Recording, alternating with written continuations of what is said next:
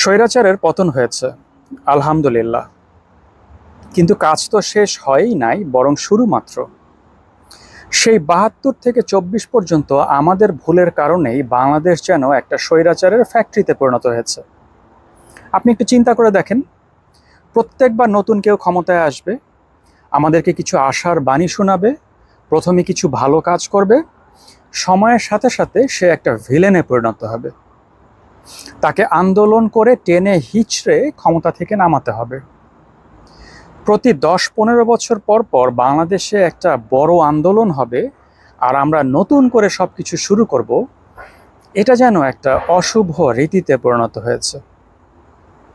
কিন্তু আর না, এবারের রাষ্ট্র সংস্কার আন্দোলন হোক বাংলাদেশের শেষ আন্দোলন। বাংলার মাটিতে আর আমরা স্বৈরাচার তৈরি হতে দেখতে চাই না।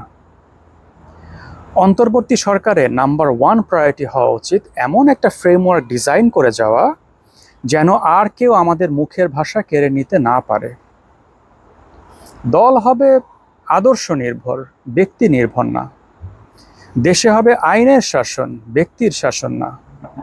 সমাজ হবে বৈষম্য মুক্ত, প্রশাসন হবে দুর্নীতি মুক্ত।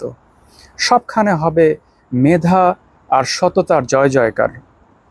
নতুন সেই বাংলাদেশে আলো আসবেই ইনশাআল্লাহ।